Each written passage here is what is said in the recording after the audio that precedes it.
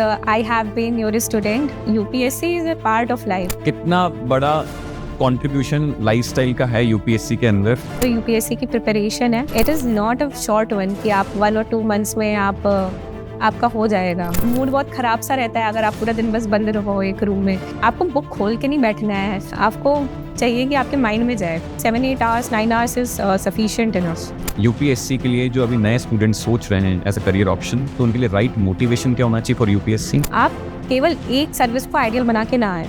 आपको ये पहले तो मानना पड़ेगा कि आपका यहाँ पे हार्ड वर्क लगेगा. 70-80% जो कोर कंटेंट होता है, that is ultimately the way to success. Sir ने सबसे पहले यही कहा था कि मैं इतना मटेरियल दे दूंगा कि मेरा बताया हुआ ही नहीं तुम लोग कर पाओगे, खत्म कर पाओगे. Hello all. So today we have with us Muskan Srivastav. She has secured All India rank 36 this time. Last year she secured All India rank 98 and she got into IPS. और इस टाइम उन्होंने बहुत ज़्यादा क्या की और मेहनत करके और अपने आप को इम्प्रूव करके she finally got into IAS. So she got rank 36 with geography as her optional. So today we will be dealing with all the nitty-gritties of UPSC exam, geography optional specific, and also एक journal overview लेंगे GS का भी. So welcome Muskan and congratulations to this success. Okay, thank you so much, sir. Mansur. So it has been a long tedious journey. Let us start with sharing your experience till now, particularly because we had our interview last time when you got selected 90th. So since then, how it has been? Because होता ही है कि एक बार selection हो जाता है तो थोड़ी complacency आ जाती.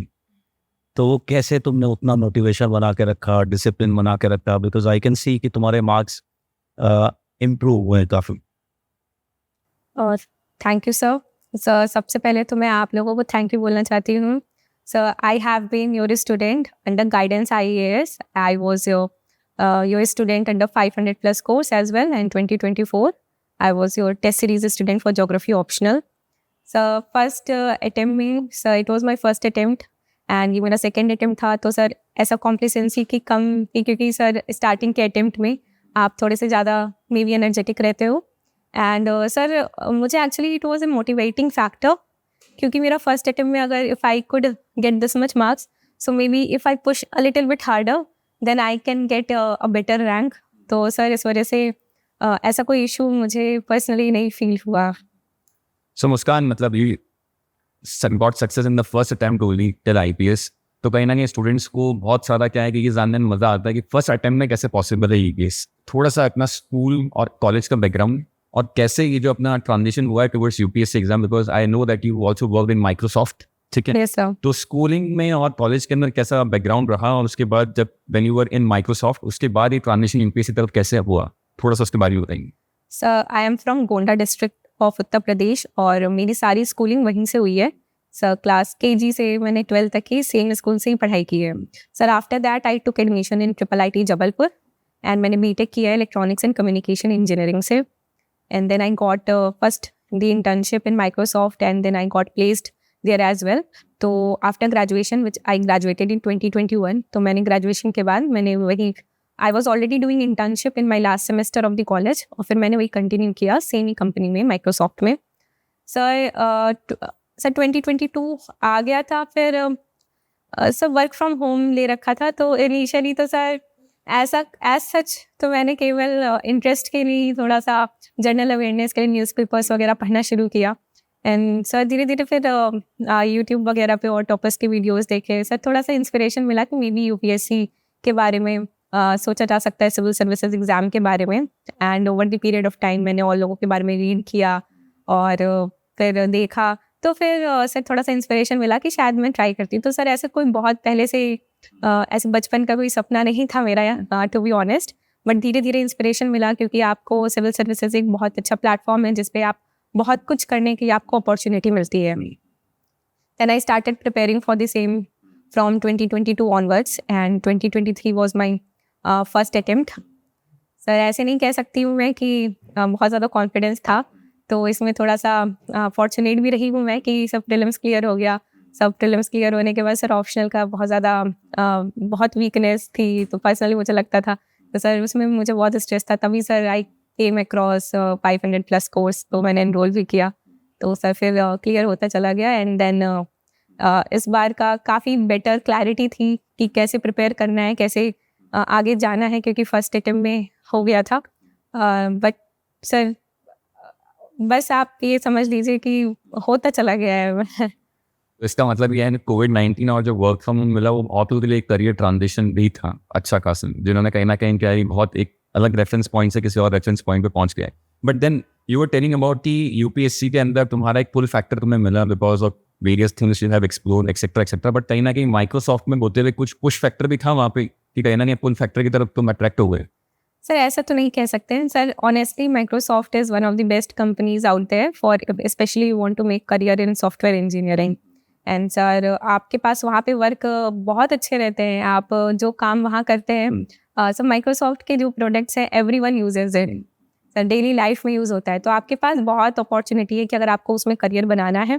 सर मेरा बस पर्सनल प्रेफरेंस था कि मैं थोड़े और करियर के बारे में मैंने सोचना चाह रही थी कि सर मैं when I asked myself कि if I want to be a software engineer for the rest of my life, so तो मुझे लगा कि शायद मुझे थोड़ा सा और डाइवर्सिटी चाहिए मुझे, तो ये मेरा पर्सनल ओपिनियन था। बट सर मैं तो बिल्कुल नहीं कहूँगी कि सर वहाँ पे कोई ऐसा पुश फैक्टर था, और डेफिनेटली अगर किसी को करियर बनाना है तो it is a very wonderful company to be in. मेरा एक क्वेश्चन है अनुष्का कि मेरे पास काफ़ी सारे पेरेंट्स आते हैं जिनके बच्चे अभी दे आर लाइक 9th में हैं, 10th में हैं, एंड देयर पेरेंट्स एस्पायर कि भाई मेरे बच्चे भी बड़े होकर के IAS IPS बने। So they are always asking me this question कि बच्चे को कौन सी स्ट्रीम में डाला जाए, क्योंकि जनरली हम देखते हैं कि हमारे UPSC में we have to study so much social sciences. So वो क्वेश्चन पूछते हैं कि क्या हम सोशल साइंसेज में अगर BA करवाएं जैसे बच्चे को मान आगे ला करके, तो क्या उससे फ़ायदा होगा। हम रिजल्ट्स में जैसे देखते हैं कि इंजीनियर्स का काफ़ी नंबर्स में सिलेक्शन होता है, and since you are also an engineer and you took geography as your option, तो व्हाट डू यू थिंक कि वो इंजीनियरिंग बैकग्राउंड क्या हेल्प करता है, और वो अगर करता है तो किस तरह से करता है? सर अब मेरा ज्योग्राफी ऑप्शनल का लेने का सबसे पहले तो पर्पस मैं बता देती हूँ, जो इलेक्ट्रॉनिक्स एंड कम्युनिकेशन इंजीनियरिंग मेरा ग्रेजुएशन था वो डायरेक्टली अवेलेबल नहीं था, and then I was a software engineer, computer science कोई ऑप्शनल अवेलेबल नहीं था। तो मैंने स्टार्टिंग में सोशो भी मैंने थोड़ा सा पढ़ा, बट मुझे ऐसा पर्सनली लगा कि ये ऑप्शनल के साथ मैं अच्छा नहीं कर पाऊँगी। तो सर GS पढ़ते हुए मैथमेटिक्स मैं लेने का सोच रही थी, पर सर एक फैक्टर जो होता है कि थोड़ा सा GS ओवरलैप होता है geography, and geography is very interesting, आप उसमें बहुत कुछ पढ़ते हैं एंड थोड़ा सा साइंटिफिक है, इट्स नॉट वेरी अब्स्ट्रैक्ट। तो इस वजह से मुझे पर्सनली ऐसा लगा कि ज्योग्राफी आप ऑप्शनल मैं ले सकती हूँ। सर इसमें मुझे ऐसा नहीं लगता है कि केवल इंजीनियरिंग बैकग्राउंड वाले ही ज्योग्राफी में अच्छा कर सकते हैं, हर बैकग्राउंड के लोग ज्योग्राफी अच्छा कर सकते हैं। इट्स ऑल अबाउट कि आप उसमें कितना एफर्ट्स पुट करते हैं एंड आपका कमांड कैसा है फाउंडेशन में।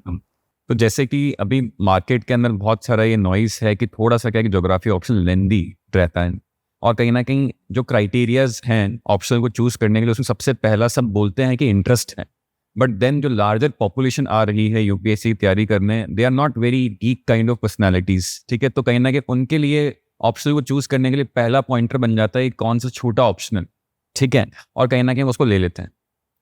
स्ट्रगल वो इक्वली या फिर उससे ज़्यादा कर रहे हैं उस ऑप्शन में जिसको उन्होंने लिया है विदाउट देयर इंटरेस्ट। तो इस पे क्या थॉट प्रोसेस है कि let's say someone who is starting their UPSC journey now and they are coming to you कि भैया कौन सा ऑप्शन लेना चाहिए, तो कौन से ऐसे पॉइंटर्स हो सकते हैं विच आर नॉन नेगोशिएबल कि इनको तो देखना ही देखना। सर मुझसे कोई पूछता है तो मैं सबसे पहले लोगों को ये एडवाइस करती हूँ कि अगर आपका ग्रेजुएशन सब्जेक्ट जो रहा है वो UPSC में डायरेक्टली अवेलेबल है, और अगर आपको उसमें इंटरेस्ट है इनफ, तो आप उसके साथ अगर बढ़ सकते हैं तो उसके साथ बढ़िए। रीज़न बीइंग कि आपने वो एटलीस्ट 3 इयर्स पढ़ा है और आप कॉन्शियसली सबकॉन्शियसली आप बहुत सारे कॉन्सेप्ट्स आपको ऑलरेडी आते हैं, तो आपका समय उससे भी बच सकता है। सेकेंड चीज़, अगर आपका डायरेक्टली अवेलेबल नहीं है या आपका पर्सनल इंटरेस्ट नहीं है, तो सबसे पहले आपको इंटरेस्ट पे देखना चाहिए। आप उस चीज़ों पे आप बिल्कुल भी मेहनत ज़्यादा नहीं कर सकते हैं, जो चीज़ आपको नहीं समझ में आ रही है या आपका उसमें पर्सनल इंटरेस्ट नहीं है, तो इसमें पर्सनल आप इंटरेस्ट ले सकते हैं। उसके बाद जैसे थर्ड फैक्टर जैसे मुझे ज्योग्राफी और मैथमेटिक्स में इक्वल इंटरेस्ट था, तब मैंने फैक्टर ये देखा कि क्योंकि ज्योग्राफी का थोड़ा GS ओवरलैप था, एंड समय भी देखिए यूपीएससी के में आप जितना आपको समय मिले उतना कम है। तो यस सर, तो ओवरलैप से मुझे लगा कि ज्योग्राफी में ऑप्शनल में काफ़ी अच्छा खासा ओवरलैप है। आपका ज्योग्राफी के अब क्वेश्चंस अगर हम लोग जीएस में भी देखें तो थोड़े से अच्छे क्वेश्चंस आने लगे। इस बार भी ट्विस्टर्स आए और ऑरोरा की फॉर्मेशंस वगैरह आई, तो ये सब भी चीज़ें हैं। और साथ ही साथ आप जीएस 3 भी देख लें तो काफ़ी चीज़ें आपको हेल्प कर जाती हैं, एग्रीकल्चर रिलेटेड चीज़ें। तो अच्छा खासा ओवरलैप था, फिर मैंने ये देखा। और केवल आप मतलब पीयर प्रेशर में आप कुछ ऐसा ऑप्शन ना लें और केवल लोगों के मार्क्स देख के आप डालें, क्योंकि मार्क्स जिनके आ रहे हैं उनकी वो कमांड बहुत अच्छी है। आपकी कमांड केवल उस चीज़ पे अच्छी हो सकती है जिस पे आप अच्छे से मेहनत करेंगे। तो इंटरेस्ट बहुत इंपॉर्टेंट है, क्योंकि जो ऑप्शनल है यूपीएससी की जो प्रिपरेशन है आपको more than an year continue करनी पड़ेगी, और जो चीज़ सब्जेक्ट आपको बहुत इंटरेस्ट नहीं है वो आपको आपसे पढ़ा नहीं जाता है अच्छे से। बट इंडिया में 95% जो ग्रेजुएशंस हो रही हैं, जो लोग कर रहे हैं, उनके अंदर उनकी मास्टरी नहीं है ग्रेजुएशन। तो जब उसको कैरी फॉरवर्ड करते हैं तो यहाँ पर क्या है कि उनको कहीं ना कहीं बहुत बड़ा गैप ही दिखता है। तो generally they switch to what upper particular subject which is having good overlap in GS. ठीक है, तो अगर कोई अच्छे कॉलेजेस से आपने कर रखा है और आपको उसमें भी इंटरेस्ट है सब्जेक्ट में, आई गेस, तो वहाँ पर थोड़ा बहुत लॉजिकल बन जाता है उन ऑप्शंस के साथ जाना। लेट्स से टेक्निकल ऑप्शंस हो गए, आपने आईआईटीज के अंदर क्या है कि अच्छे से उनको पढ़ा है, आपका एक पर्सनल इंटरेस्ट है, तो वहाँ पर थोड़ा सा लॉजिकल हो जाता है। अदरवाइज जो बहुत सारे ग्रेजुएशन के लेवल पे यहाँ पर चीजें पढ़ाइयाँ हो रही है इंडिया में, दैट इज आई गेस कि वो कहीं ना कहीं लॉजिकल कोरोलरी नहीं दे रहा है उस चीज में। सर ये तो हम लोगों को क्लास 12th में ही ठीक करना चाहिए कि हमें प्रेशर में नहीं लेना चाहिए अपना ग्रेजुएशन, जिसमें इंटरेस्ट हो उसमें ही लेना चाहिए। अगर हम लोग उसी टाइम सब चीज़ अपने इंटरेस्ट के हिसाब से ग्रेजुएशन करें तो ये प्रॉब्लम नहीं है। में तो फिर अभी बहुत दूर है सोसाइटी के अंदर। बात है ना कि not everyone is so much lucky. ठीक है, हम कई बार होती है बात की we define merit and we also talk about our lucks. तो कहीं ना कहीं वो सब मिक्स मैच है। We are meritorious because we were lucky है ना कि हमारा एक फैमिली बैकग्राउंड है जिसकी वजह से हमें इस तरह का एक प्लेटफॉर्म मिला कि हम उस तरह से रैशनली सोच पाते हैं। एंड क्योंकि मेरे पास बहुत सारे बच्चे आते हैं जो उतने लकी नहीं है, और फिर क्या होता है ना कि ultimately they did their graduation और फिर उसके बाद they don't have that kind of interest. और जहाँ से इनफैक्ट अगर इंटरेस्ट भी था तो जहाँ से उन्होंने किया वो प्लेसेस अच्छी नहीं थी, उस तरह से वहाँ पे बिल्कुल भी नहीं पढ़ पाए। तो वो उसमें इतने कमज़ोर हैं कि अगर वो उसमें जा रहे हैं, सपोज करो कि कोई इंजीनियरिंग ले रहा और इंजीनियरिंग कर रहा है, तो एक सब्जेक्ट है अपना इलेक्ट्रिकल, ठीक है, यूपीएससी में भी है। तो सपोज करो कि एक ने बंदे ने कहीं और से छोटे कॉलेज से किया, किसी ने आईआईटी से किया, ठीक है, तो जो लेवल ऑफ जो उसको एजुकेशन मिली है 2-4 साल में वो बहुत ज़्यादा डिफरेंस है। तो मेरे हिसाब से अगर कोई ऐसा है जिसने छोटे मोटे कॉलेज से किया है, वहाँ पे उसको अच्छी एजुकेशन नहीं मिली है, it is better for him to start fresh in other subject like geography या फिर हिस्ट्री, सोशल साइंसेस, क्योंकि वहाँ पर ज़्यादातर लोग वो हैं जिनका बैकग्राउंड नहीं है। यस तो वहाँ पर आपको एक लेवल प्लेइंग फील्ड मिल जा रही है। Yes sir. ठीक है, तो कट शॉर्ट थोड़ा सा ज्योग्राफी को ऑप्शन को डीप डाउन करते हैं। ठीक है, मतलब उससे पहले मैं एक चीज़ ये पूछना चाहता हूँ। Yes sir. इस एग्जाम में जैसे इस साल का पर्टिकुलरली अगर हम पैटर्न देखें ना, तो interview marks have played a very big role. Yes sir, definitely. ठीक है, बिकॉज आई सॉ बहुत सारे हमारे भी स्टूडेंट्स हैं वो आर गेटिंग 270s और एक दो तो 280s में भी है, and they have not got selected. ठीक है, because the primary reason is they got very less marks in interview. Yes sir. ठीक है, मैं तुम्हारी मार्कशीट देख रहा था तो last year also you got the same interview marks 190, this year also you have got the same interview marks 190। So सबसे पहले मेरा एक क्वेश्चन ये है कि दोनों साल में बोर्ड डिफरेंट था? सर सेम बोर्ड था। सेम बोर्ड था। ठीक है, और कैसा पैन आउट हुआ? मतलब अगर फर्स्ट वाला टेम्पलेट देखें जिसमें 190 मिले थे और इस वाले में, तो कैसा निकला हो इंटरव्यू? और तुम्हारे पर्सनल दोनों में क्या क्या स्कोरिंग थी, या कैसा एक सब्जेक्टिव था कि ये अच्छा हुआ है, ये मीडियम हुआ है, ये ओके हुआ है? सर जो फर्स्ट अटेम्प्ट का इंटरव्यू था सर, लेफ्टिनेंट जनरल राज शुक्ला सर का बोर्ड था मेरा दोनों टाइम। सब फर्स्ट अटेम्प्ट में थोड़ा सा जैसे सेटअप भी डिफरेंट था और सर मेंबर्स भी डिफरेंट थे। तो जैसे ही मैंने एंट्री की तो उन्होंने पूछा कि कहाँ से हो, तो मैंने बताया गोंडा। तो उन्होंने सबसे पहले ये पूछा गोंडा में क्या फेमस है, एक चीज़ बताओ, ओनली वन थिंग। तो मुझे सबसे पहले क्लिक किया sugar cane. Sugar cane district है अपना, बहुत इंपॉर्टेंट डिस्ट्रिक्ट है वो, शुगर केन ग्रोइंग एरिया है। तो सर फिर उन्होंने मीठा और डायबिटीज़ रिलेटेड पूछ लिया। एंड सर उन्होंने माइक्रोसॉफ्ट देख लिया था, एंड उस टाइम एआई बहुत ही ज़्यादा न्यूज़ में था, और साथ ही साथ जो चैट जीपीटी रिलेटिवली न्यूअर था, और उसका सबसे बड़ा फाइनेंशियल बैकर भी माइक्रोसॉफ्ट था। एंड सैम ऑल्टमैन वाला फियास्को भी हुआ था कि वो छोड़ के गया, और फिर सर उस सब चीज़ पे ही फिर वो पूरा एआई रिलेटेड चीज़ें काफ़ी और शुक्ला सर का ये एक बहुत बड़ा बैकग्राउंड है। Yes sir, definitely sir. सारे ही मेंबर्स ने मुझसे एआई पे तो ज़रूर क्वेश्चंस पूछे ही उस दिन। लास्ट ईयर इंटरव्यू में एआई बहुत चला था, लोग सारे प्रिपेयर करके जा रहे थे जो इंटरव्यू के सर लिए। बहुत ही पर इंटरेस्टिंग क्वेश्चन था सर। मैंने मॉक्स पे बहुत दिए थे, तो मॉक्स में जनरली आपसे पूछते हैं थोड़ा थीम बेस्ड कि हेल्थ केयर में कैसे लगा सकते हैं, नेगेटिव क्या है, पॉजिटिव क्या है, ये सब ही कवर होता है। पर सर वहाँ पे उन्होंने बहुत इंटरेस्टिंग क्वेश्चन पूछे।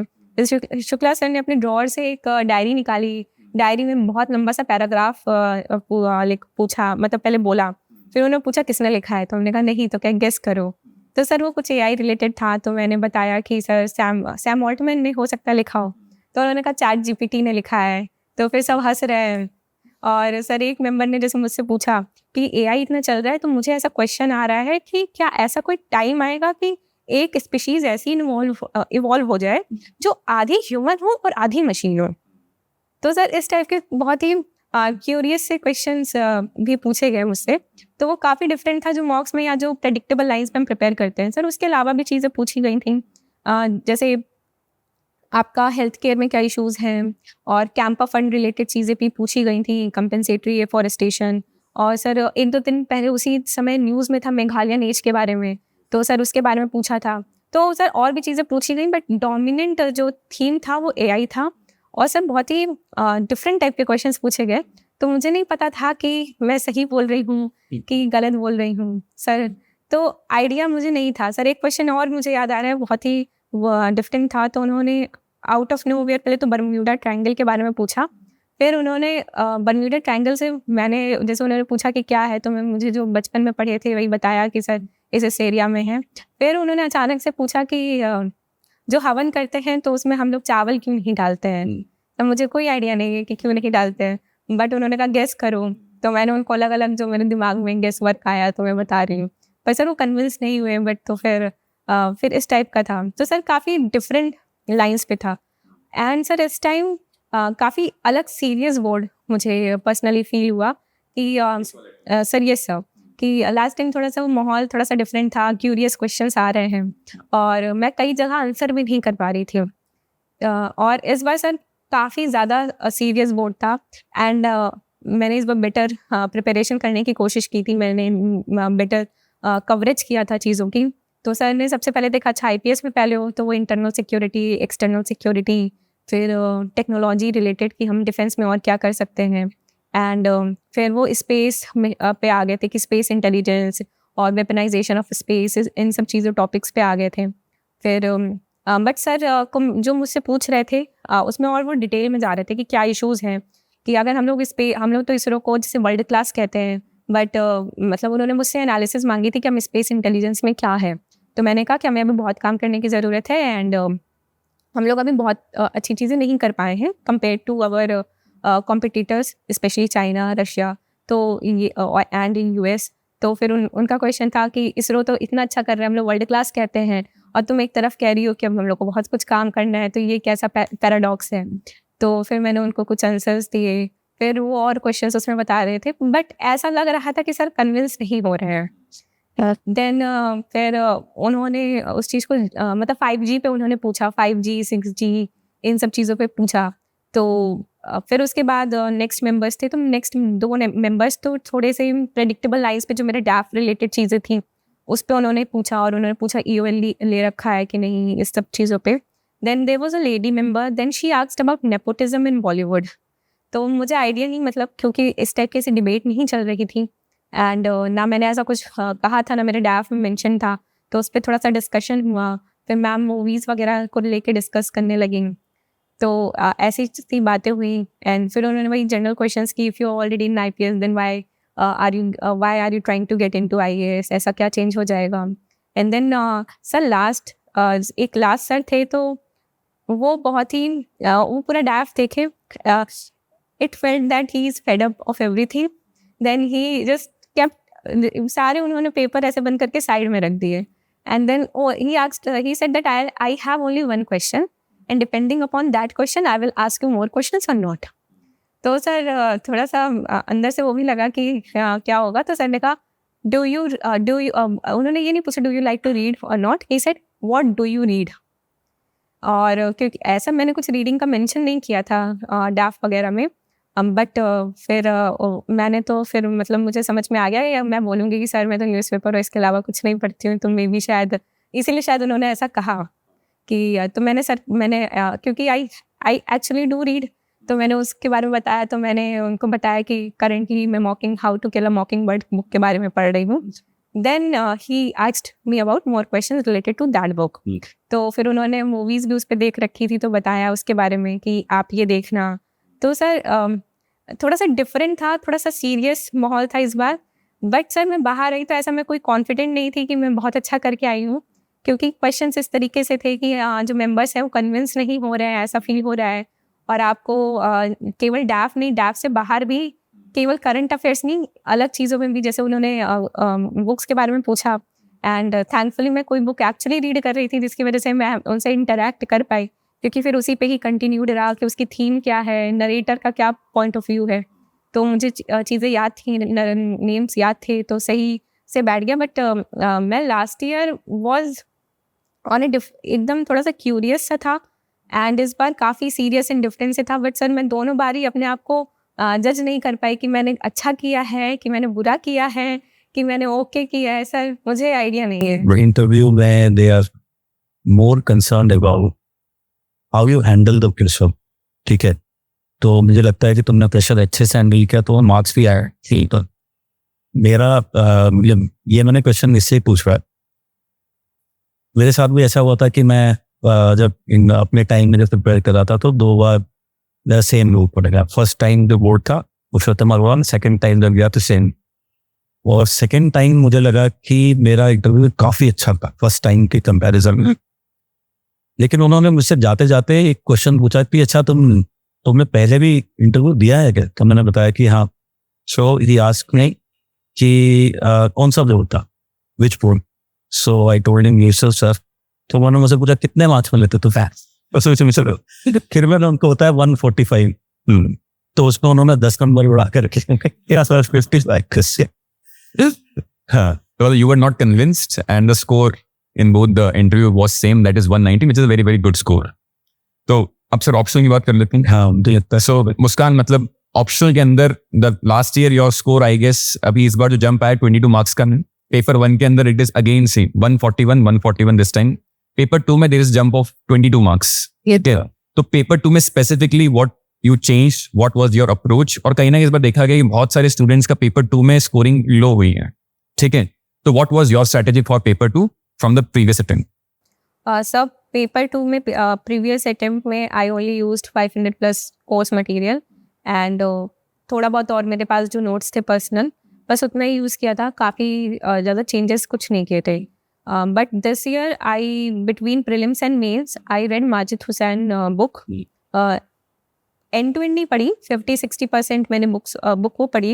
एंड देन सर वही मेरा मेन चेंज वही था कि उसमें जैसे बहुत सारी अच्छी, जैसे इंट्रोडक्शन में काफ़ी कनेक्शंस भी बैठे हैं पेपर 1 से रिलेटेड एंड थोड़े से टेक्निकल टर्मिनोलॉजीज़ वगैरह भी हैं। और जैसे उसमें केवल हिमालयाज़ की डिस्क्रिप्शन नहीं दी है, उसमें हिमालयाज़ की वेरियस थ्योरीज़ के थ्रू एक्सप्लेनेशन भी दी गई है। तो उसमें से मैंने उस चीज़ को भी प्रिपेयर करने की कोशिश करी एंड उसमें बहुत सारे टेबल्स दिए गए हैं जो जिसमें डेटा है, रॉ डेटा है। तो मैंने उसको कन्वर्ट किया डिफरेंट बार ग्राफ्स में, और या फिर जैसे कि मैं थोड़े रीजनल डायग्राम्स उसके बेसिस पे बना सकूं। उसमें बहुत सारे अलग से मैप्स एंड डायग्राम्स हैं, मैंने उनको सिंप्लीफाई किया अपने लिए बनाने के लिए। एग्जाम्पल से उनको मैंने कन्वर्ट किया अपनी केस स्टडीज़ में। सब मेन चेंज वही से ही हुआ है सर। तो इस वजह से तो क्योंकि उसको मैंने 3-4 बार हो गई थी प्रीलिम्स और मेंस के बीच में, 1 मंथ लगा फर्स्ट टाइम रीडिंग करने के लिए। It is written in very lucid language, तो आसानी से की जा सकती है। और सर मैंने उसी कहीं बहुत सारे डायग्राम्स और केस स्टडीज़ और इन सब पे फोकस किया और पेपर 1 से कनेक्ट किया। तो सर जब अब हिमालयाज़ का भी जैसे क्वेश्चंस आए थे तो मैंने उसमें मल्टीपल थ्योरीज वगैरह के नेम भी यूज़ किए। और मैंने पेपर 1 से बहुत सारी थ्योरीज, जो एक तो जो मेजर थ्योरीज होती हैं जो सब कनेक्ट कर लेते हैं, उसके अलावा भी जो छोटी छोटी स्मॉलर थ्योरीज हैं सेंस ऑफ प्लेस वगैरह की, जैसे ट्राइबल एरियाज वगैरह में, तो काफ़ी चीज़ें मैंने कनेक्ट करी। केस स्टडीज़ मैंने लास्ट ईयर पेपर में एक भी नहीं लिखी थी, इस बार आई रोट 7 केस स्टडीज़। और एग्जाम्पल्स मैंने एनरिच किए। तो मेरा मेन जो एनरिचमेंट था वो माजिद हुसैन बुक की वजह से ही है, तो आपकी वोकैबुलरी भी इंप्रूव हो जाती है। तो आप जो जर्नल आंसर लिखते हैं, अगर आप बेटर जोग्राफिकल टर्मिनोलॉजी में यूज़ करें लिखेंगे तो आपका एनहांस आंसर होता है। मेरा मेन वहीं पे ही इम्प्रूवमेंट हुआ है।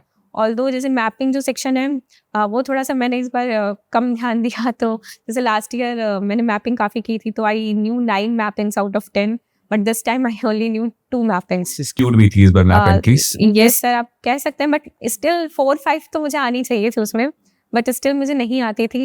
एंड क्योंकि वो फर्स्ट क्वेश्चन होता है और अगर आपको नहीं आती, आप उसके बारे में नहीं लिख सकते हैं, तो मैंने डिसाइड किया था कि मैं उसको छोड़ ही देती हूँ, सबसे अच्छा है। तो मैं थोड़ी सी कहीं ना कहीं डरी भी हुई थी कि मैंने मैपिंग कम करी है, तो कहीं ऐसा ना हो कि जितना मेरा इंप्रूवमेंट हो आंसर में उतने ही मार्क्स कम हो जाए मैपिंग की वजह से। तो ओवरऑल उसी रेंज में ना बैठे। बट मैंने माजिद हुसैन बुक का काफ़ी मतलब डिटेल में मतलब सारा डेटा निकाला, उसमें केस स्टडीज़, डायग्राम्स और पेपर 1 से कनेक्शन यही है। लास्ट ईयर मैंने बहुत ही जर्नल आंसर्स लिखे थे, कोई बहुत खास आंसर्स नहीं है। Your score was good. Sir 124 था पेपर 2 में सर। तो उसमें yes mapping, I think mapping में हैव बूस्टेड माय मार्क्स, क्योंकि उसमें 9 कर दिए। और अगर आपको मैपिंग आती है तो आप लिबरल मार्किंग हो जाती है मैपिंग में, ऐसा मुझे लगता है। बट सर यही मेन इम्प्रूवमेंट था। एंड PYQ सर इस बार मैंने काफ़ी कर लिए थे सर। लास्ट ईयर मैंने PYQs पेपर 2 के बहुत अच्छे से नहीं किए थे, इस बार मैंने PYQs के थोड़े मॉडल आंसर्स भी बनाए, स्पेशली उन एरियाज़ के जो बार बार रिपीटेड थीम पे पूछे जा रहे हैं। जैसे आपका ग्रीन रेवोल्यूशन रिलेटेड जो क्वेश्चन है वो काफ़ी बार ऐसा लगता है कि सिमिलर फॉर्म में डिफरेंट टाइम्स पूछा जा सकता है। तो ग्रीन रेवोल्यूशन में जैसे माजिद हुसैन ने भी एक राजस्थान वगैरह का मलेरिया वाला जो एग्जाम्पल दिया है कि किस तरीके से हम लोगों ने वहाँ कैनाल बनाया एंड ग्रीन रेवोल्यूशन वहाँ पे डिफ्यूज़ करने के बाद वहाँ की क्लाइमेट ऐसी है कि मलेरिया ज़्यादा होता है, वहाँ पे स्वाम्पी रीजन हो गया। तो सर मैंने उसका अलग से डायग्राम इस बार प्रिपेयर किया कि अगर ग्रीन रेवोल्यूशन मुझे दिखेगा तो मैं ये केस स्टडी डायग्राम बना के उसी जरूर इंदिरा गांधी कैनाल वाले जो डायग्राम के अंदर से एक मैप एंट्री थी, यस सर, और वो भी मैं और वो उस डायग्राम में थी यस सर, माजिद हुसैन में जो Newton sir. Yes sir. तो सर इस तरीके से ही मैंने काफ़ी अलग अलग चीज़ों को केस स्टडीज़ में कन्वर्ट किया और थोड़ा पेपर 1 से मैंने काफ़ी बेटर कनेक्शंस बिठाए। तो उस हिसाब से, और मैंने PYQs के बहुत सारे जो रिपीटेड थीम्स थे उसके मैंने मॉडल आंसर्स भी बनाए। और साथ ही साथ जो PYQ जैसे स्पेशली लास्ट 3 इयर्स के मैंने सारे क्वेश्चंस को एटलीस्ट लिखा नहीं तो ब्रेनस्टॉर्म तो ज़रूर कर लिया था कि इस पे क्या कंटेंट लिखना चाहिए। एंड जिस पे मेरे कंटेंट की कमी थी, जैसे कुछ इस पे से अलग से क्वेश्चंस थे, उसके लिए मैंने गूगल से या कुछ अलग अलग वेरियस मटेरियल से थोड़ा कंटेंट इकट्ठा कर लिया कि इन केस अगर ऐसा क्वेश्चन दोबारा रिपीट होता है तो मैं इसका ये कंटेंट यूज़ कर सकती हूँ sir. So, Muskan, what was the utility of 500 plus program course in your geography option since you took a very fast transition from Microsoft then to UPSC और फिर prelims के आपने फटाफट किया, तो कितना बड़ा रोल प्ले किया the course of 500 plus? Sir 500 plus course sir paper 1 तो आई थिंक पूरा मेरा 500 प्लस कोर्स के ही थ्रू हुआ है। एंड ह्यूमन ज्योग्राफी सेक्शन में तो मैंने कोई बुक नहीं पढ़ी है सर के, केवल जो 500 प्लस कोर्स का मटेरियल था एंड वही ही किया। एंड उसमें वही मेरा जो पेपर 1 में जो 2 क्वेश्चंस मैं उसी सेक्शन से ही चूज़ करती हूँ सर, उसमें पूरा। एंड जो उसमें फिजिकल ज्योग्राफी वाला जैसे पार्ट है तो सर ने खुद ही कह रखा था कि क्लाइमेटोलॉजी और ओशियनोग्राफी आपको थोड़ा सा प्रिपेयर करना रहता है, तो उसके एंड मैंने सविंद्र सिंह पहले पढ़ रखी थी एंड फिजिकल ज्योग्राफी के लिए। तो 500 plus course material was my main material for entire paper 1। And Savindra Singh मैंने थोड़ा सा सप्लीमेंट करने के लिए पहले पढ़ रखी थी। एंड जियोमॉर्फोलॉजी के लिए मुझे लगता है कि थोड़ी सी पढ़ भी लेनी चाहिए आपको सविंद्र सिंह, बिकॉज जो क्वेश्चन एक और टर्मिनोलॉजी वाले आते हैं तो लैंड फॉर्म्स रिलेटेड, तो उससे आपके कवर हो जाते हैं। अगर उसके बाहर नहीं आता है तो फिर किसी को नहीं आता है, उसके बाहर अगर आता है तो सर इसलिए थोड़ा सा एक बार बस उसको पलट ली थी, पहले से पढ़ रखी थी बस उसको पलट ली थी कि लैंड फॉर्म्स वाले जो एरियाज़ हैं मैं एक बार रिवाइज कर सकूँ टर्मिनोलॉजीज़ वगैरह। तो मेरा इस बार भी मतलब जैसे अच्छे से मैंने कर दिया था, उसमें मेंशन है ये ट्रंकेटेड स्पर्स के बारे में। सब पिछले साल भी मुझे याद नहीं आ रहा क्या था, बट वो भी मुझे आता था क्योंकि वो सब सविंद्र सिंह में वो टर्मिनोलॉजी अवेलेबल है। आई गेस वीडियो था इसमें भी मैं इस चीज़ को बताता हूँ, मैं जो भी कराता हूँ यस सर। कि you have to do those landform chapters from Savinder Singh. Yes sir. तो वो तो मतलब it is like a trend, हम देख रहे हैं ये ट्रेंड ऑलमोस्ट 2009 से ये ट्रेंड चला आ रहा है कि they are asking short notes on land fairs. तो सर ये जो मुस्कान ने बात कही, यही सेम बात आप बहुत सारे स्टूडेंट्स को बताते हैं, बट देन बहुत सारे स्टूडेंट्स सेम मटेरियल को लेके लास्ट में जो आउटकम मुस्कान का है वैसा नहीं आता है। तो पिछली बार भी जब अपना इंटरव्यू हो रहा था, ठीक है, then you highlighted very pertinent point with regards to मतलब हर personality. In this interview also, I asked the team to cut that snippet and show it to the students. मैंने last time भी you are one of the most ideal students. Reason being कि what I want from my students, एक मुझे चाहिए कि they should trust me, ठीक है, and when it comes to trust कि अगर मैं बोल रहा हूँ कि भाई ये करना है, like last year अभी हमारी बात हुई थी तो you told us कि last year you are unable to cover the book. Yes sir. मैं क्लास में बोलता हूँ कि 500 का जो मटेरियल है उसके साथ अगर आप एक बुक, चाहे वो खुलर हो जाए या फिर माजिद हुसैन हो जाए, if you are able to scan through all those informations तो उससे क्या होगा, तुम्हारे आंसर स्पेसिफिक हो जाएंगे। Yes sir. इस बार तुमने वो किया तो you can see that clear improvement वो दिखाई पड़ता है। Yes sir. ठीक है, तो that is what I said कि मुझे क्या चाहिए स्टूडेंट से, वो कमिटमेंट चाहिए कि भाई जो बोला जा रहा है उसको आप करिए, और वो डिसिप्लिन चाहिए। जो ये दो चीज़ें देता है अल्टीमेटली देयर इज़ नो मतलब फिर वहाँ पे लक का जो मार्जिन है वो कम हो जाता है एंड एफर्ट वो दिखाई पड़ने लगता है। Wait a bit. तो मुस्कान मतलब in the last year also you in the interview said about the lifestyle aspects in UPSC, ठीक है, तो उसमें कहीं ना कहीं तुमने बोला था कि अर्ली मॉर्निंग धूप लेना बहुत ज़रूरी, ठीक है। तो कितना बड़ा कंट्रीब्यूशन लाइफस्टाइल का है यूपीएससी के अंदर, and also when you are totally frustrated with long numbers of hours of study, and also कहीं ना कहीं जो फटीक किक इन होता है एक टाइम के बाद, और कहीं ना कहीं एक टाइम के बाद आपको बहुत लंबा पेशेंस भी रखना पड़ता है। तो उसमें what was your lifestyle and what you will suggest to people who are living outside their home specially in Delhi, ठीक है, तो हाउ दे कैन मैनेज, या फिर उनको क्या थॉट में रखना चाहिए कि because a healthy body can only produce that healthy mind which is required for being exam? Sir सबसे पहले तो हमें ये माइंड में रखना चाहिए कि जो हम लोग यूपीएससी की प्रिपरेशन है, it is not a short one कि आप 1 और 2 मंथ्स में आपका हो जाएगा। आपको 1 ईयर तो एटलीस्ट देना पड़ जाता है। 1 ईयर की तो साइकिल ही है सर, आपको वो 1 ईयर एंड आप उससे पहले से पढ़ते भी हो, तो अगर आप खुश नहीं हैं तो आप फ्रस्ट्रेट हो जाते हैं। तो सर बहुत ही सिंपल सा मेरा लॉजिक था कि मतलब UPSC is a part of life, it is not my life. तो सर अर्ली मॉर्निंग मैं वही कहती हूँ, अर्ली मॉर्निंग का मतलब मैं 5-6 बजे नहीं उठती हूँ। मैंने कभी किसी को नहीं बोला कि भाई मैं 5 बजे 4 बजे उठ के मैं पढ़ रही हूँ, ऐसा मैंने कभी नहीं किया है। मैं सर जब विंटर्स होते हैं तो 8 भी बज जाते थे उठने में, थोड़ा समर रहता है तो आपकी ऑटोमेटिकली आप जल्दी उठ जाते हो, थोड़ा सा 7-7:15 और सब उस तरीके से। सर मेरा फर्स्ट जो डे का होता था सर, मैं सबसे पहले मॉर्निंग सनशाइन, सर वो आपको कितना ट्रांसफॉर्मेटिव इफेक्ट है वो मुझे ही पता है सर। जब मैं एक्चुअली जब माइक्रोसॉफ्ट में भी काम करती थी तो और आपका वर्क फ्रॉम होम था, तो बहुत ही ज़्यादा आपको अंदर से बहुत ही अनकंफर्टेबल सा पूरा दिन फील होता था। पूरा दिन आप लैपटॉप पे काम कर रहे हैं तो सर जब मूड बहुत ख़राब सा रहता है अगर आप पूरा दिन बस बंद रहो एक रूम में। तो सर एक ही चीज़ मैंने सबसे पहले जो चेंज की थी कि मैं उठ के सबसे पहले थोड़ा सा वॉक करूँ या फिर अर्ली सनशाइन जो लूँ, मॉर्निंग सनशाइन। सर वो बहुत ही 15-20 डेज़ में माई जो मूड इम्प्रूव्ड ड्रास्टिकली, कि बहुत बेटर फील होने लगा था। एंड सर काफ़ी मतलब नींद पे तो मैं बहुत ही फोकस करती हूँ सर।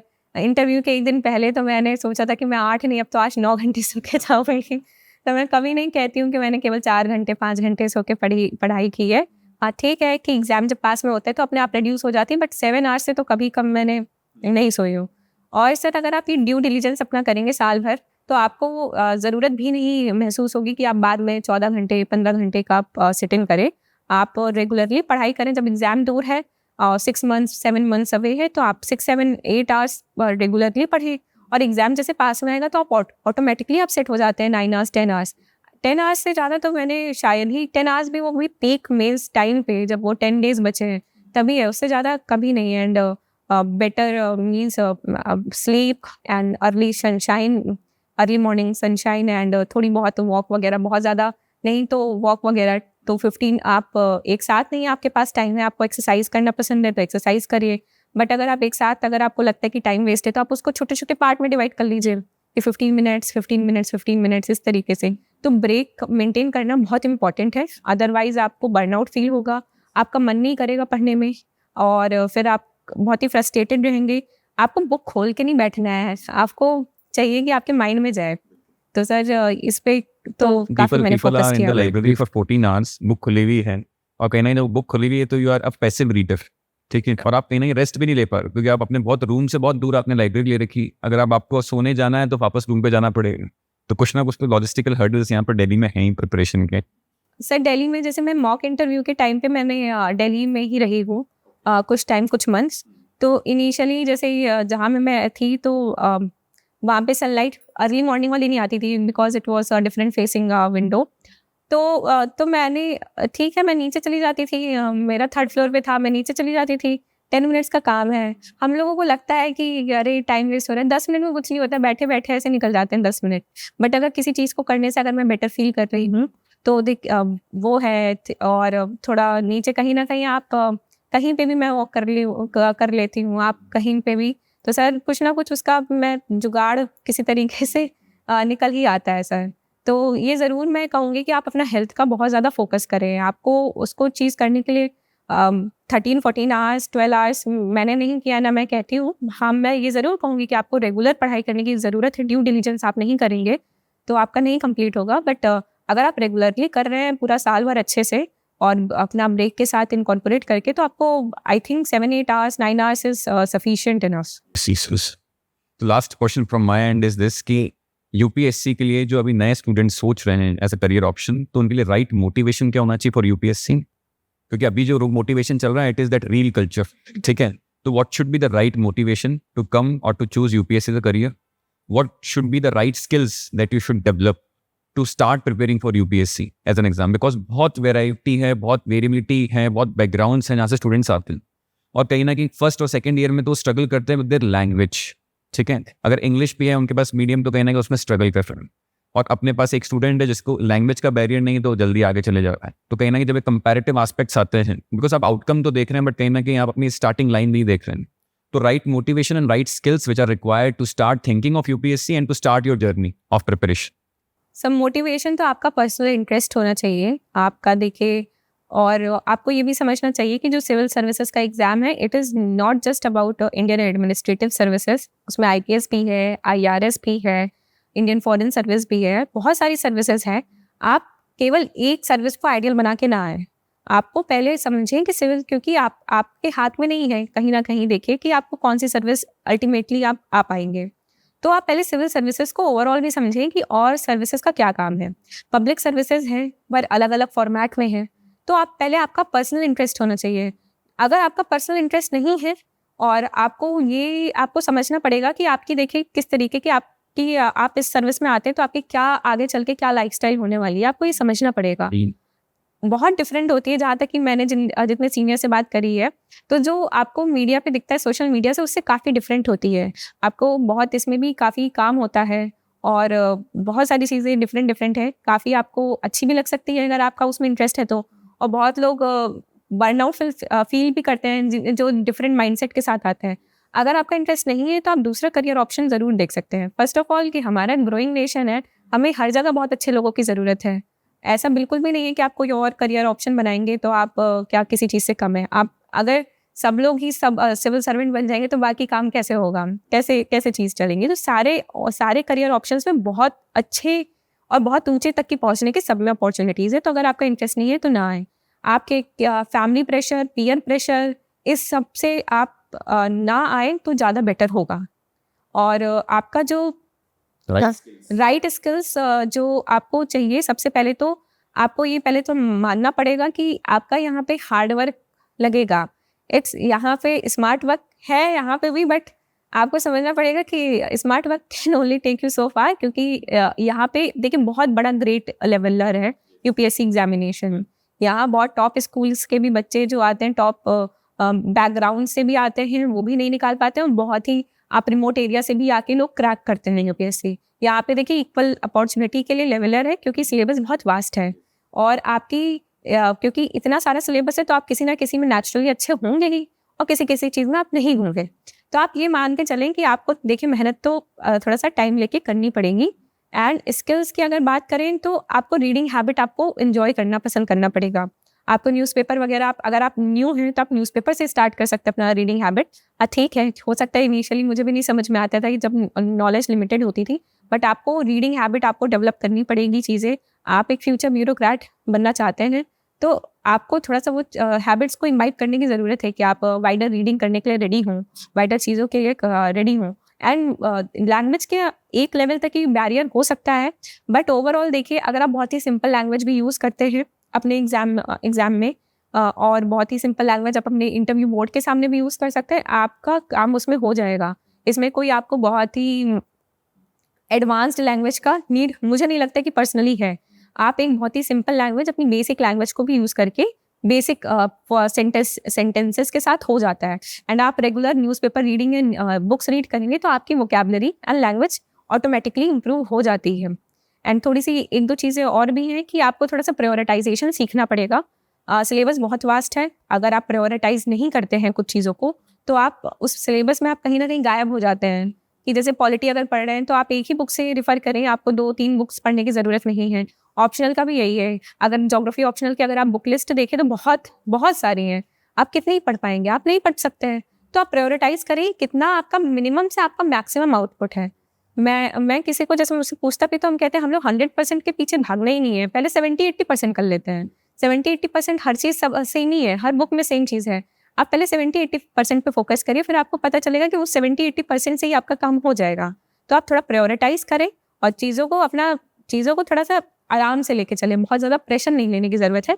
प्रेशर हैंडल करना थोड़ा सा सीखें और बस अपना ड्यू डिलीजेंस करना है, डेली का प्रोक्रास्टिनेशन छोड़ के थोड़ा सा अपने आप को पुश करते रहें, तो ये जर्नी आपकी थोड़ी ज़्यादा बेरेबल हो जाती है।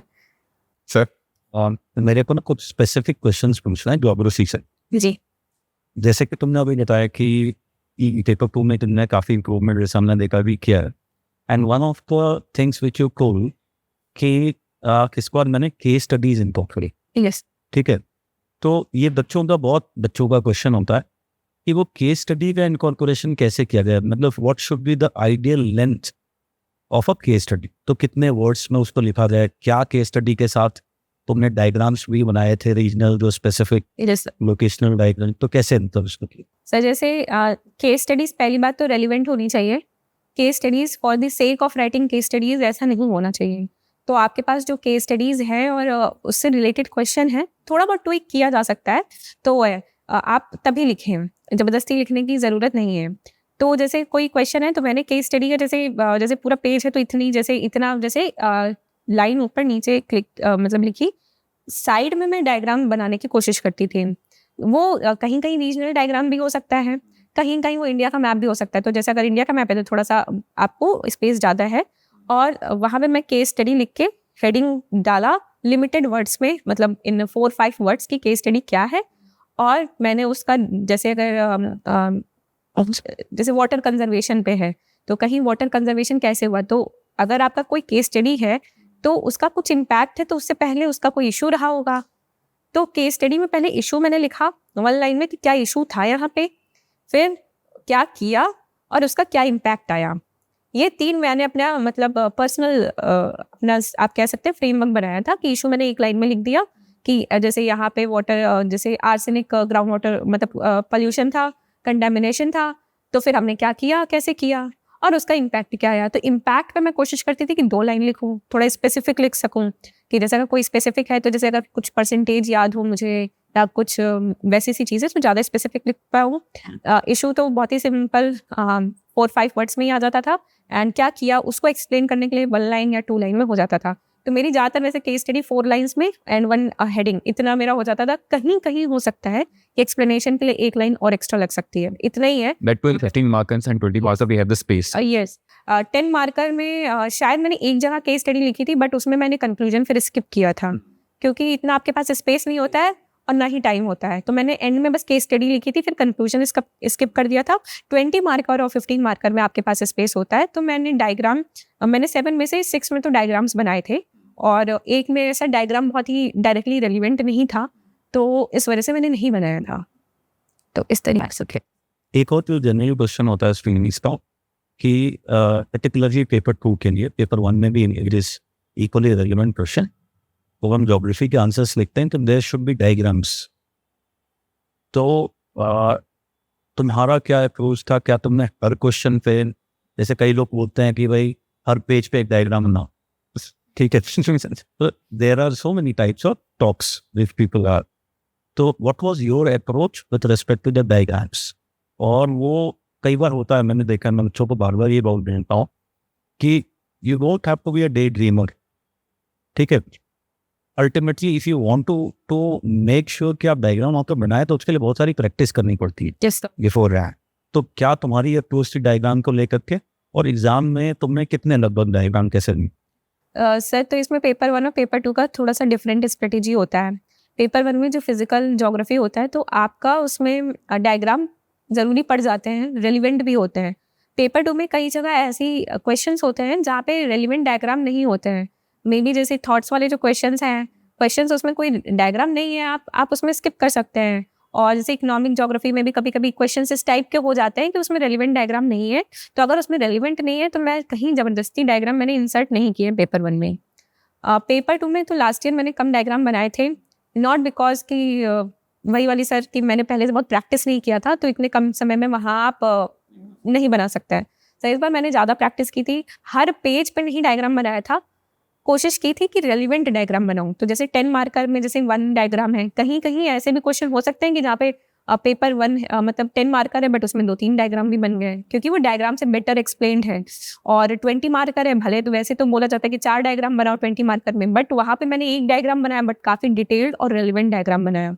कोशिश आई थिंक मैंने इस बार पेपर 2 में लगभग हर क्वेश्चन में 1 डायग्राम तो बनाया ही है, and depending upon the question कि क्या है तो हो सकता है एक एडिशनल डायग्राम या शॉर्ट डायग्राम्स भी बनाए हैं। डायग्राम बहुत टाइप के हो सकते हैं, इंडिया के मैप भी हो सकते हैं, एंड आई पर्सनली थिंक कि जो बायोग्राफ्स वगैरह हैं मैं भी डायग्राम्स उसको बनाती हूँ। तो डेटा को आप डायग्राम के फॉर्मेट में रिप्रेजेंट कर सकते हैं। रीजनल डायग्राम्स मैंने कुछ प्रैक्टिस किए थे, हर स्टेट के नहीं किए थे। तो जैसे मैंने ये इंदिरा गांधी कैनाल है तो मैंने उसका राजस्थान का डायग्राम प्रैक्टिस किया था, कुछ मार्किंग उसके लिए मैंने प्रैक्टिस की थी, काफ़ी बार मैंने प्रैक्टिस की थी। और जैसे फिशिंग वगैरह का जो था तो उसमें गुजरात और आंध्र प्रदेश का अलग से मैंने डायग्राम प्रैक्टिस किया था, उसमें कुछ स्पेसिफिक लोकेशन, जैसे श्रिम्प फार्मिंग के लिए नेल्लोर बहुत इंपॉर्टेंट है, तो उसमें जैसे उस टाइप के जैसे आंध्र प्रदेश का है तो बहुत ही कुछ स्पेसिफिक मैंने डायग्राम इस तरीके से प्रैक्टिस की थी। पहले से ही मैंने काफ़ी प्रैक्टिस की थी और मेजरली मेरे सारे डायग्राम वही माजिद हुसैन से बुक से ही सारे सोर्स्ड थे। उसको मैंने और सिंप्लीफाई किया, जो डिफिकल्ट डायग्राम थे मैंने उनको सिंप्लीफाई किया, जिसमें बहुत ज़्यादा इन्फॉर्मेशन थी मैंने उसको कट डाउन किया अपने हिसाब से कि जो मैं याद रख पाऊँ। और मैं उस over the period of time वही प्रैक्टिस बुक मेरी डायग्राम नोटबुक बन गई और मैं उसको बार बार यूज़ करती थी। फिर मैं जब भी रिवाइज करती थी तो मैं उसके बारे में ये भी सोचती थी कि जैसे ये डायग्राम मैं और कहाँ बना सकती हूँ। जैसे इंदिरा गांधी कैनाल वाला तो उसमें जैसे स्वाम्पी रीजन हो जाते हैं, मलेरिया के भी केसेस वहाँ बढ़ गए थे, तो अगर ऐसा कोई केसेस आएंगे मैं हो सकता है मैं वहाँ केस स्टडी में यूज़ कर पाऊँ। तो आप सेम डायग्राम को मल्टीपल प्लेसेस पे यूज़ कर सकते हैं। तो ये भी आपको इंटरकनेक्शन बिठाना थोड़ा सा माइंड में ज़रूरी है, क्योंकि वहाँ पे एक तो वो लास्ट पेपर होता है एग्जाम, आप over the course of 10 days आप काफ़ी मेंटली थक भी चुके होते हो, एग्जॉस्ट भी हो चुके होते हैं। तो अगर आप पहले से थोड़ा सा 2-3 बार देख के अपने दिमाग में बिठा सकें कि अगर ये क्वेश्चन आएगा तो मैं ये वाला शायद डायग्राम बना सकती हूँ या बना सकता हूँ, तो बेटर होगा। बिना प्रैक्टिस के तो सर नहीं होता है। मेरे फर्स्ट अटेम्प्ट में तो मैं नहीं बना पाई थी, बहुत सारे ऐसे थे, बट इस बार मैंने काफ़ी प्रैक्टिस करके डायग्राम्स की गई थी तो मैं रिप्रोड्यूस कर पाई एक्चुअल एग्जामिनेशन में। एक इंसिडेंट मैं शेयर करता हूँ यहाँ पे। किस जब तुम लोग टेस्ट लिख रहे थे इस बार, तो उसमें तुम्हारा भी टॉप 5 में हमेशा रहता ही था, ठीक है, और भी बच्चे वो टॉप में आ रहे थे। तो मैं और प्रांजल सर वो कॉपीज एक दिन डिस्कस कर रहे थे एंड मैंने ये बात बोली कि आई कैन सी कि मुस्कान की कॉपी में और बाकियों की कॉपी में एक डिफरेंस है। और वो डिफरेंस क्या है कि मुस्कान की कॉपी में जो कोर ज्योग्राफी है वो ज़्यादा बेटर रिप्रेजेंटेड, ठीक है। और बाकी जो थे उनकी कॉपीज में वो जो एक्स्ट्रा वाला जो चीज़ें थी ना, तो एक्स्ट्रा ज़्यादा चीज़ें थी और उसकी वजह से वो ओवरऑल उनको मार्क्स मिल गए थे।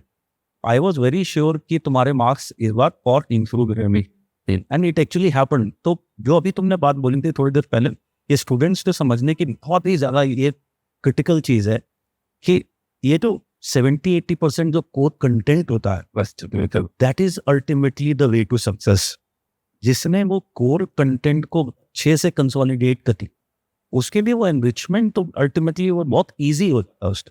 एट द सेम टाइम जो कोर कंटेंट है उससे क्वेश्चन भी अच्छा डिकोड होता है, एंड इन हर कॉपीज जो आंसर्स थे they were answering the question which has been asked, ठीक है। तो इसलिए अगर वो हो सकता है कि आसपास का एनरिचमेंट या बहुत ही फ्लावरी जोग्राफिकलनेस नहीं दिख रही है, मगर फिर भी you are answering what the question was actually asking, तो कहीं ना कहीं वहाँ से मार्किंग क्या है कि लॉजिकल ही निकलती है। सर इसमें बहुत बड़ा रोल था कन्वीनियंस का भी। सर देखिए टाइम कम था, तो अगर एक स्ट्रेटेजी अपनानी है, जैसे मुझे पेपर 2 मेरा ऑब्जेक्टिव क्या है कि मुझे पेपर 2 में मार्क्स इंक्रीज करने हैं, so what is the best way. अब या तो मैं उसको एनरिच करूँ, अलग करूँ, फिर मैं 4 अलग मटेरियल पढ़ूँ या कुछ है, तो सर पहली बात तो मटेरियल कलेक्शन में भी मुझे टाइम लगेगा कि कहाँ से करूँ, एंड वो कंप्लीट नहीं होगा। मे बी वो केवल एक यूनिट को आपको केटर कर रहा हो। तो सर अगर मैं एनरिचमेंट में फोकस करूँगी, और सर एक माजिद हुसैन बुक है वो रखी हुई है, मुझे कुछ नहीं करना, बस इतना ही पढ़ना है, तो सर एक कन्वीनियंस फैक्टर भी मैंने देखा कि सर अगर इसको पढ़ना मेरे लिए ज़्यादा कन्वीनियंट है कि अगर मैं इतना पढ़ लेती हूँ तो मेरे लगभग सारे यूनिट ऑलमोस्ट कवर भी हो जाएंगे, उसमें बहुत सारी चीज़ें मुझे कवर भी हो जाएंगी। तो सर जो मेरा ऑब्जेक्टिव था कि मुझे शॉर्टेस्ट पीरियड ऑफ टाइम में मैं कैसे अपने आंसर्स को इम्प्रूव करूँ, तो सर एक ये भी मेरा वो था। तो सर एनरिचमेंट करने का जैसे सर ने तो बताया भी था कि सर ने एक डायग्राम बनाते हैं पहले दिन ही सर ऐसे कि ये कोर है, फिर ये रैपर है, ये सबसे बाहर वाला रैपर है, ये एनरिचमेंट ही तुम लोग का काम है। तो सर ने एनरिचमेंट का बताया भी था कि डाउन टू अर्थ पढ़ लेना, ये कर लेना, बट ये सबसे बाहर वाला। तो सर या तो मैं उधर भी कर सकती थी, बट सर ये तो मेरा प्रायोरिटी लिस्ट था कि पहले माजिद हुसैन, उसके बाद टाइम मिलेगा तो ये डाउन टू अर्थ पढ़ लूँगी, उसके बाद टाइम मिलेगा तो ये पढ़ लूँगी। तो सर एक्चुअली माजिद हुसैन के बाद टाइम ही नहीं मिला कि है सर। और न्यूज़पेपर तो जैसे रेगुलरली पढ़ती रहती थी, तो जैसे न्यूज़पेपर में अगर जैसे कुछ क्लिक हो गया तो सर वो है, बट मैंने अलग से न्यूज़पेपर इसलिए नहीं पढ़ा कि मुझे एनरिचमेंट करना है। वो तो एक डेली हैबिट है कि अगर मुझे उसमें से कुछ मिल गया, कुछ आ गया, तो मैं उसको मेंशन कर दूंगी, और नहीं मिला तो इट्स ओके। तो ये है सर, आपको शॉर्टेस्ट ऑब्जेक्टिव क्लियर था कि सर ये करना है, तो सर इसलिए मैंने सर खुल्लर बुक भी मैंने दोनों मंगाई। सर मैंने एक दिन केवल एनालिसिस की कि कौन सा मैं तेज़ी से पढ़ पाऊँगी। सर तो खुल्लर जैसे बुक है वो बहुत ज़्यादा और डिटेल्ड है, उसमें बहुत सारी चीज़ें और लिखी है। तो एक मैंने अभी भी मेरे पास शायद तो वो शीट रखी होगी, मैं प्रोज एंड कॉन्स शीट भी मैंने बनाई कि माजिद हुसैन और खुल्लर बुक पहले एनालिसिस के बाद। तो खुल्लर में जैसे ज़्यादा इन्फॉर्मेशन है और ज़्यादा चीज़ें उसमें एनरिचमेंट है, और फिर उसमें इसका मैंने प्रोज बनाई कि ये यूसेड लैंग्वेज में है, ईजी टू रीड है, और कौन क्या है कि उसमें मैं कुछ चीज़ें मिस आउट कर दूंगी। तो सर मैंने पहले इसका भी डिसीजन लिया कि सर खुल्लर मैं नहीं पढ़ पाऊँगी इस पीरियड में, 1 महीने में मैं नहीं कंप्लीट कर पाऊँगी। वो बहुत ही डिटेल्ड एंड ज़्यादा बल्कि बुक है, उसकी जो हेडिंग्स हैं वो बहुत बेटर तरीके से प्लेस नहीं है। जैसे अब माजिद हुसैन देखेंगे वो बहुत ही वेल प्लेस्ड हेडिंग्स है। बहुत टाइम से खुल्लर से इश्यू तो रिवाइज एडिशंस नहीं। यस सर, तो मैंने बस वही ऑब्जेक्टिव प्रोज एंड कॉन्स बना लिया। हमने कहा बस ये साइड हो गई, अब एक ही पे करेंगे। इससे ही अगर मेरा like an engineer you had that squat analysis, और वही इंजीनियर बाद में भी चैट जीपीटी बना रहे हैं, और चैट जीपीटी में ऐसी मशीन भी वर्क कर रही है जो कहीं ना कहीं सिंथेसाइज करके कंटेंट दे रही है। सर ये हम लोगों को एक्चुअली वही जॉब में भी सिखाया गया था कि सबसे पहली चीज़ कि अपना ऑब्जेक्टिव क्लियर कट लिखो, और पेपर या फिर टाइप करना होता है। तो सर मेरा प्रॉब्लम सॉल्विंग का यही है कि पहले तो ऑब्जेक्टिव क्या है, फिर शॉर्टेस्ट पीरियड ऑफ टाइम, फिर उस जो भी आपको कन्फ्यूजन है प्रोज कॉन लिखिए। कन्वीनियंट जो है जो आपको एक दिन के हिसाब से नहीं, आपको ये सोचना है कि क्या रिवाइज हो पाएगा एंड में। और जैसे मैं मंथली मैगजीन का भी मैं यही था कि मैंने मंथली मैगजीन क्यों नहीं पढ़ी, क्योंकि मेरे एनालिसिस के हिसाब से मैं 12th मंथ 12 महीने की मैं मंथली मैगजीन एग्जाम से पहले रिवाइज नहीं कर पाऊंगी। जो मैं रिवाइज नहीं कर पाऊंगी वो मैं पढ़ूंगी ही नहीं। सर ये इसी तरीके से मैंने Because you also wrote at the front of your study table that you're here to clear the exam. Yes, sir केवल सर ये बहुत ही क्लियर है कि अगर आप जो चीज़ रिवाइज नहीं कर सकते हैं तो सर आप उस पर क्यों टाइम वेस्ट करें। आप मटेरियल ऐसा पढ़ें या कुछ करें, सर इसका मतलब ये नहीं है कि अब आप एकदम ही शॉर्टकट लें कि आप लक्ष्मीकांत ना पढ़ें, अब आप केवल रिवीजन नोट्स लें, ये नहीं कह रही हूँ मैं, बट आपको कुछ चीज़ें तो कोर चीज़ें तो आपको पढ़नी पड़ेंगी, बट जो भी एक्स्ट्रा मटेरियल है, एक्स्ट्रा मटेरियल को आप कट डाउन करें और केवल उतना आप अगर कर पाएँ तो ज़्यादा बेटर होगा कि जो आप रिवाइज़ कर पाएँ। सर 3 महीने में नहीं होता है सर, कोई नहीं रिकमेंड करता है कि नई बुक पढ़ो। सर तो मैंने किसी को बताया ही नहीं कि नई बुक पढ़ूँगी अभी, तो सर इसलिए मैंने उसी में सर किया। फिर फाइनली थॉट्स तुम्हारे स्टूडेंट कम्युनिटी के लिए कुछ मैसेज? सर मेरा स्टूडेंट कमेटी के लिए वही मैसेज है कि सबसे पहले तो आप अपना हेल्थ को प्रायोरिटाइज ज़रूर करें। आप यहाँ पे एक एग्ज़ाम है, आपको उस एग्ज़ाम की तरह ही ट्रीट करें। Don't treat it like something extra ordinary event of your life. It is yes it would be very rewarding but it is just part of your life. आप उस माइंडसेट के साथ आएँ, अपना ड्यू डिलिजेंस ज़रूर करें। Prioritisation is the key. Limited से maximum आपको जाना है, और लिमिटेड का मतलब ये भी नहीं है कि आप अपनी कोर बुक्स को ना पढ़ें। कुछ चीज़ें आपको देखिए अच्छे से करनी पड़ेंगी, कुछ कोर मटेरियल होता है आपको वो करें, बट उसके अलावा जितना भी एडिशनल है अगर आप रिवाइज कर पाएँ तो करें, तो नहीं कर पाए तो आप उसको कट डाउन कर सकते हैं। प्लीज़ प्लीज़ प्लीज़ न्यूज़पेपर ज़रूर से ज़रूर पढ़ें। आप केवल कोचिंग मटेरियल के एनालिसिस पे डिपेंडेंट ना रहें, खुद से न्यूज़पेपर ज़रूर पढ़ें। न्यूज़पेपर आप कोई भी पढ़ सकते हैं, कोई ज़रूरी नहीं है, उसमें आपको टाइम लगाने की ज़रूरत नहीं है एनालिसिस करने के लिए कि इंडियन एक्सप्रेस पढ़ें, कि द हिंदू पढ़ें, कि टाइम्स ऑफ इंडिया पढ़ें। आप कोई भी न्यूज़पेपर एक उठाएं जो आपको पर्सनली अच्छा लगता है एंड जो आपके एरिया में पर्सनली एक्सेसिबल है, और वो डेफिनेटली डेली आप नियम से पढ़ें ही। 2024 का चाहे आप प्रीलिम्स देख लें, चाहे मेंस देख लें, न्यूज़पेपर ओरिएंटेड ज़्यादा रहा कंपेयर टू जो करंट अफेयर्स कवर होते हैं मटेरियल या मैगजीन्स में। तो आप न्यूज़पेपर कंप्लीट करें, अच्छे से करें एंड अपना फोकस करें कि आप यहाँ पे क्यों आए हैं। ऑब्जेक्टिव आप लिमिटेड टाइम में लिमिटेड चीज़ों के साथ बहुत कुछ हो सकता है। एंड PYQs देखते रहें। PYQs ही आपको डायरेक्शन बताते हैं कि आपकी जो स्टडीज़ चल रही है वो सही डायरेक्शन में जा रही है कि नहीं जा रही है, एंड आपको कितना हो चुका है। कई बार होता है कि हम लोग एंट्री तो कर लेते हैं पर हमको ये नहीं पता चलता है कि एग्जिट कब करना है उस सब्जेक्ट से।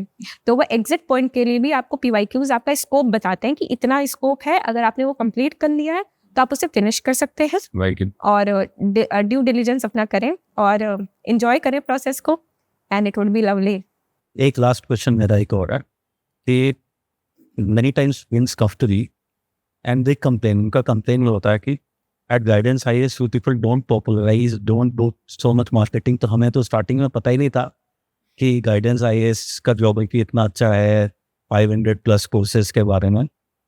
तो how did you came to, तुम्हें कैसे पता था? Sir actually I think I joined geography optional toppers channels on Telegram. There were several toppers who scored well. So तो उसमें काफ़ी लोगों ने 500+ क्लासेस के बारे में डाल रखा था।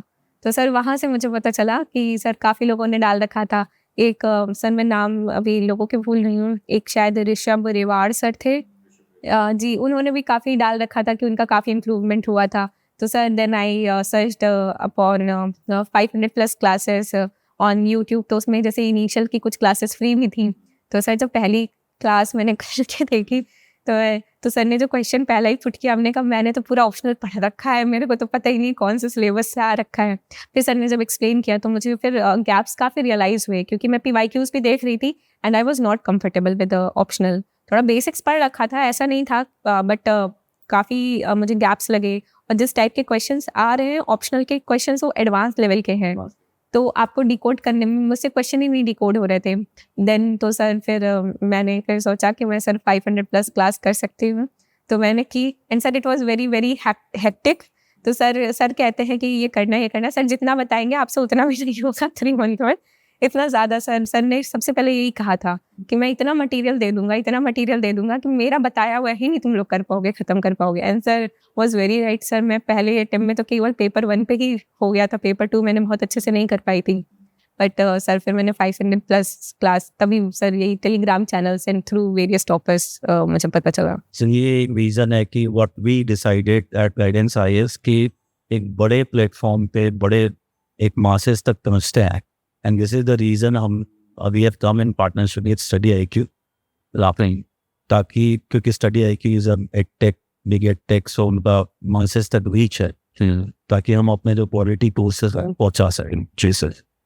So thank you so much, Muskan. Congratulations one again. ठीक है, have a successful career ahead, and your journey will be an inspiration for people who want to pursue UPSC as a career, and that too they can do in a very short, strategic, and a focused manner. Thank you so much. Thank you so much, sir. Bye.